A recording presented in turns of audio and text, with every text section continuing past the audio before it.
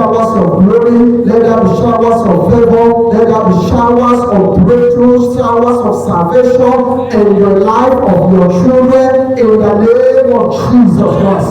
Lord, I ask eternal Redeemer, like the rain of Noah, release the rain of transformation, release the rain of your healing, and let every soul under my voice be soaked with the rain of your mercy in the name of Jesus Christ.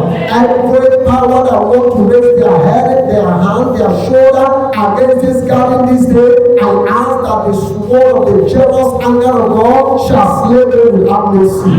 Let your glory descend in the life of your people, and let them experience your visitation, and let them experience total turnaround, and ask everything that will deprive them from entering into covenant with you. Lord, I ask that mercy shall reign over judgment in the name of Jesus Christ. Thank you, precious Father. Thank you, blessed Redeemer. In Jesus' mighty name we pray. Shall we please be seated? Let's open our Bible to the book of Genesis 17. I'm reading from verse 1. Genesis 17, I'm reading from verse 1. And when Abram was 90 years old and 9, the Lord appeared to Abram and said unto him, I am the Almighty God. Walk before me and be thou perfect. He said, I am the Almighty God. Walk before me and be thou perfect. Listen to me, in the present day, many want to walk with God. Many want to receive from God. Many want to receive the touch, the revival, the restoration of God, the empowerment of God. Many need healing from the Lord. They want to be seen as a special person before the Lord. The other time I was ministering on becoming a vessel of honor, becoming somebody that God honor, somebody that God cherish. I want you to understand, it's not only God we that cherish God only. There is a way you will relate with God, and God will begin to cherish you. And God will not do anything without letting you know. He said, I does nothing without first making it known to my servant. And who is the servant that God does something without depriving the person the privilege to know? Who is that man? Who is that woman? It's not everyone that goes to church. It's not everyone that goes by the name pastor, prophet, prophetess, general overseer, or superintendent, as the case may be. No, there are attributes that will be in a person. The person will be so special to God that God cannot do without the person. Yes. Somebody will ask him, is it possible for God not to do without a person? Yes, God, there are people that have positioned themselves in a way God cannot do without them. They become part of God. That is it. If God is happy, they know that God is happy. In any place they enter, if God is not pleased in what is going on in that place, God will speak to them, God will interact with them and say, my son, this is what is going on in this place. I am not happy, I am not pleased with the activities going on in this place. Yes. Why? Because the person put himself or herself in the position whereby he makes himself important to God. So that's it. And before you can become important to God, you must first of all see God as the most important thing in your life, as the most primary thing in your life. Every other thing comes secondary. But when you come to God, anything that has to do with God comes first. Those are the people that God cannot do without. Those are the people that God always cherishes. God boasts with them. You know, when you read the account of Job, how God began to boast because of Job. He said, have you found my servant Job, that there is not like him, an upright man, a man that feareth me, a man that is shown evil and true righteousness. So I proceed in the reading in the same 17. Now in verse 2, and I will make my covenant between me and thee, and will multiply thee exceedingly. Yes, God said, I will make my covenant. I will enter into my covenant with thee, and I will make thy seed exceedingly great. exceedingly great. For you to enter covenant with God, there are things that is required. There's not everybody in the days of Abraham that God entered covenant with. It was not everybody in the days of Isaac and Jacob that God entered covenant into with him. No. But he chose to go into covenant with these people I have mentioned. And what was it that was found in them? Now, in verse 1 again, he said, and when Abraham was 90 years old and 9, the Lord appeared to Abraham and said unto him, I am the Almighty God. Walk before me and be thou what? Perfect. For you to enter covenant with the Lord, the terms is that you must walk before him and be perfect. You must walk with, and being perfect is not big deal. Being perfect means pleasing the Lord. Being perfect means walking in obedience to the word of God. Being perfect means God is saying, sit down in this area, you sit down. God is saying, go this way and go that way.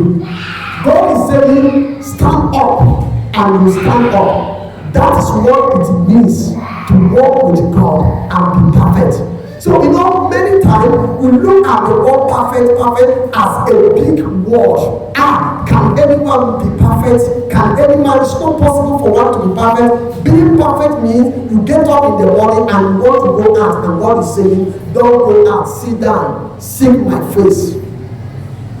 Being perfect with God means you want to do so business and God say no. You want to go into food selling business? No, don't go into food selling business. Go into yards of material business. You want to study medicine and after you are prayed, God say no, my child, I don't want you to study medicine. I want you to study other course. And choose to study other course, leaving that one that your heart cherish, submitting your will for the will of the Lord. That's what it means being perfect. Are you getting what I'm saying? Because many a time we appear before God and want to enter covenant with him, but the covenant is not being enriched. The covenant we say not enter because many people say they enter covenant with God. But the question is, have God been able to prove to you that yes, you are in covenant with me? That is it. You can become in covenant with God based on the ministry you are attending, based on the person that God has put to lead you. That is it. And as long as you remain there and you are following, the covenant protects you. Because God doesn't want to call the person brave. God doesn't want the person to feel like, oh, he has abandoned the person. So God can still protect the people under there. God can still provide for them. God can still safeguard them. God can still deliver them even at the job of death. But has God proven to you that yes, sister, brother, you are in covenant with me? In this place, he came to Abraham. He said, enter covenant with me. But before you can enter this covenant, before you can ask exceedingly great, you must walk before me and be thou perfect. Many are walking before God, but far from perfection. Listen to me.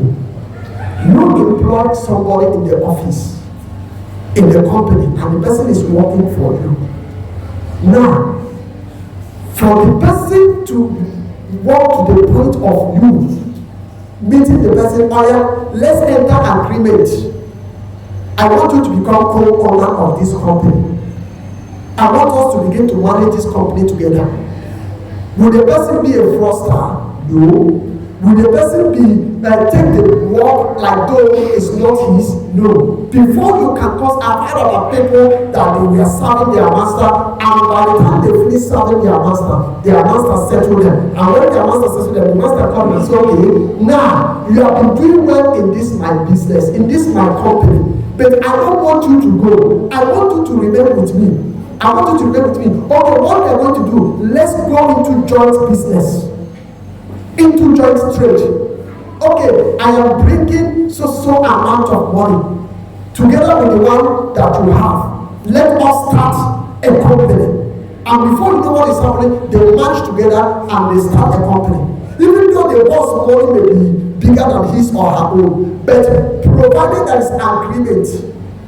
And a master cannot have such conversation with somebody who has been stealing with his money, with somebody who is not dedicated, with somebody who is not loyal and committed. No, it's not possible. So you see, so for us to enter covenant with God, go through the account of Bible, men and women that God entered into covenant with, they walk before Him and they were perfect. They walk before Him in obedience. They walk before Him in humility. They walk before Him putting Him first. For a man of 75 years, a God that he has never seen face to face, a God he doesn't know if he's black or yellow, the God he doesn't know if he's short or tall. The same God spoke to him, he heard his voice, and he said to him, leave this place, leave your land of nativity, go to a place where I will show you. God didn't give him address. Are you getting what I'm saying? God didn't tell him, it is so place. He said, get up, go. Go to a place where I show you. Let me lead you. And the man bundled the family, bundled the servants, and they began to go. In the present day, that man must be mad. In the present day, that man must be foolish. But it takes foolishness to follow the Lord. Those that follow the Lord with their number 6, with human intelligence, they don't always end well. So he said, walk before me and be the perfect, before the blessing can come. Then verse 3, and Abraham fell on his face, and God talked with him, saying, he fell on his face. What do we call that? Humility, submission, recognizing the supremacy of God. For as for thee, behold, my covenant is with thee. My covenant is with thee, and thou shalt be a father of many nations. God now starts telling him the terms of covenant. Verse 5. Neither shall thy name anymore be called Abraham, but thy name shall be Abraham. For a father of many nations have I made thee. 6. And I will make thee exceedingly fruitful, and I will make nation of thee, and king shall come out of thee. Listen to me. Being exceedingly fruitful means you are fruitful to the point that everything that comes in contact with you becomes fruitful. Are you getting what I'm saying? For God to say that until you become fruitful exceedingly means even if you are cursed, no matter the level of curse, by the time you join yourself to the man that God is saying, I will make you exceedingly fruitful, you become fruitful, you become fatter, your child become fatter, you become successful. And that was why those that were with Abraham following, they were succeeding. Lot was not known nor recognized. Lot was busy enjoying the covenant that God had with Abraham. But while he was with Abraham, God blessed him, God promoted him. Until the time came, he exhibited the things he exhibited, and Moses, Abraham now called and said, why are there strife? Where are there strife between us? The land is great. Instead of misunderstanding to continue, why not you take the left while I take the right, or take the right while I take the left? So that there may be peace. And instead of Lord to say to him, no, we are one. Why do we say such a thing? These people, they are servants, they are workers. You and I, we are one. We are from the same place. I will enjoy great things from your God.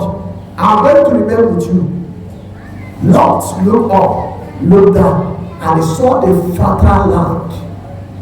And he said, okay, this is the fertile land. By the time I choose this place, I will become great than my brother, my uncle. I will become mighty than him. So let me choose the one that is fertile most. And he chose the one that was fertile most. And Abraham took the other one. And it was not long ago God brought descendant. And Lot would have perished in sorrow. Lot would have perished. Thank God for the intercession of Abraham. So, what I'm trying to say, exceedingly fruitful. He said, and I will make thee exceedingly fruitful. And I will make nations of thee, and kings shall come out of thee. And the God did it, yes. Kings came out of the man Abraham. Kings came out of him, and kings are still coming out of him. It was still his lineage. The Messiah, our Savior, came to him. 8.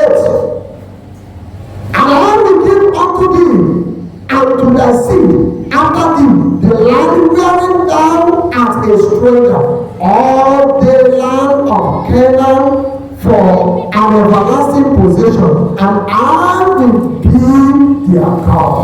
And God said unto Abraham, thou shalt keep my covenant, therefore thou and thy seed after thee in their generation. He said, for this thing to come to be, you must keep my covenant. So, for the blessing that you are seeking from God, for I shall not die, I shall live and declare the words of the Lord, and so on and so forth, for the promise of God to come to pass in your life, there is need you keep his covenant. And keeping his covenant, what does it mean? Be obedient to his word. Keep his word. Keep his instruction. Keep his saying. Those that break his word, break themselves out of his promise. Those that break his word, break themselves out of his covenant, break themselves out of his inheritance. That is it. He said, if they keep my covenant.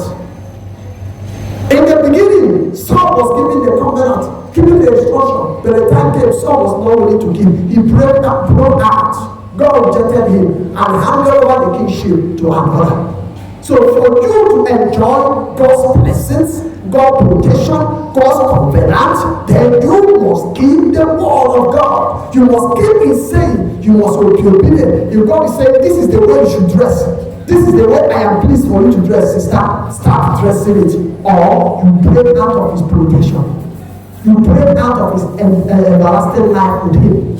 If God said, this is the way you should be talking, this is the way you should be acting, this is the kind of business you must do, this is the kind of work you must be doing, in order for you to spend eternity with him. If you want to spend eternity with him, go and begin to adopt.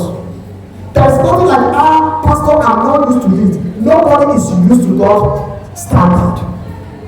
From the time I fell in Genesis 3, we are no longer used to God's standard.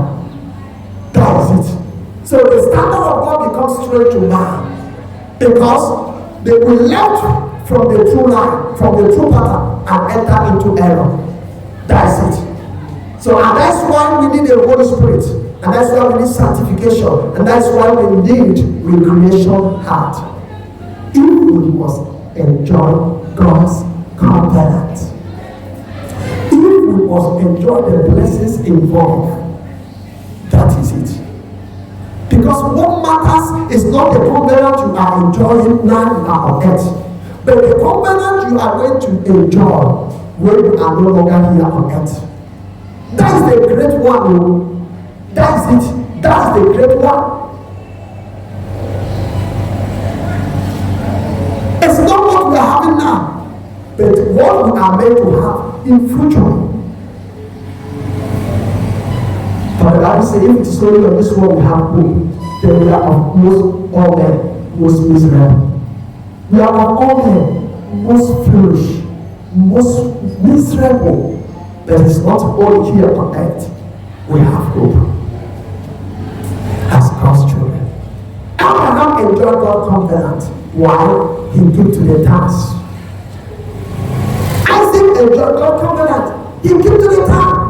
Joseph, he came to He saw opportunity to mess himself up. He said, no, I will not mess myself up. I know who I am. I know where I'm coming from. I have gone too far. I can't go back. If I should consent not to sleep with you, my master's wife, then the sacrifice, my brother rejecting me, my brother trying to kill me, is not a waste. It's not useless. No, I have not come this far to waste my resources in your lap. The young boy stood his ground. He said, no, I can't do this. I prefer to die in prison. That's the mindset. And God was recording. God was doing as if he was not seeing, but he was seeing. He said, if this man could prefer to go to prison, that will offend me, then I will make him great as I promised him. And I end with God did it. God did it. God proved to him, listen to me, you can't honor God without God honoring you. But when you are playing a double game to God, God played a triple game to you. Because it's best in the game than you. If you are trying to prove to him, yes, I am using my number 6. I am brilliant. I am intelligent. He will prove to you that all the wisdom of the earth is mine.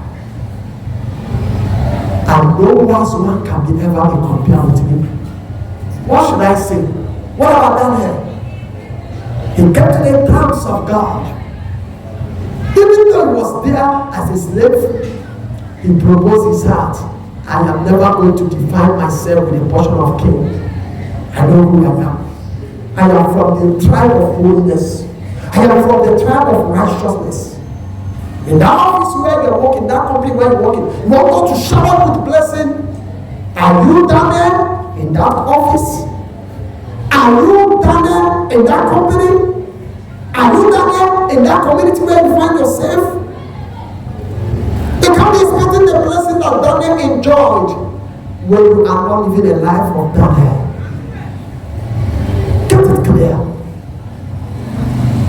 Everyone, Jesus Christ in the days of his life, he enjoyed the promise of Father. Why? He was walking in obedience. He loved his Father so much. Every time he was telling the people about my Father, this is who my Father is, this is who my Father is, this is who my... Even though they don't want to hear, he keeps saying it whether you want to hear or whether you don't want to hear. That is what made him. And everything God spoke to him came to pass. Listen to me. Show me that man that God had made promise and didn't come to pass. I will show you a man who is unfaithful to God. Show me that man that God has given one vision of the other and at the end he didn't bring it to pass. I will show you a woman who played a double game before God. God gives his stance. Understand this fact and you enjoy God. But if you cannot understand this fact, you can't enjoy God. That's why you are serving God, you are not enjoying God. Now people say, can him and die? Can him and do it? Burial. That's it. So if you are serving God with Connie way, God is following you in Connie way. If you are playing hide and seek to God, God will also play you hide and seek. That is God for you. Once you enjoy his covenant, walk before me and be perfect. Obey his word. Love him above all. Cherish him above all. Live each day in aware of him. Then you enjoy God. Yes. This is what it takes for you to enjoy God. I can tell you wholeheartedly, for the few times I have walked with God, I have enjoyed God. I am still enjoying God, and I am still will enjoy God. But I don't know of you. But if you must enjoy God, you must walk with his stars, not your time. You must let go your will for his will. Is his will sweet? No. His will is bitter. Yes. His will is bitter because the flesh will not want you to do it. It was so bitter for Jesus Christ to accept the death of the cross. He wanted to escape, but he said, nevertheless, let thy will. Let your will be done. But in the actual sense, Jesus wanted to escape. That is the truth. Let's call it the way it is. The pain was severe. The torture was severe. He saw everything. He knew the horror. on the mountain, and he wanted his death. And that was why he prayed like never before. He said, and he has proclaimed the sweat coming out of him was as thick as blood. Tell me in the Bible where Jesus Christ have ever prayed, and the sweat was as thick as blood. What does he tell us? He's telling us that Jesus Christ ought to pray. He wants to escape.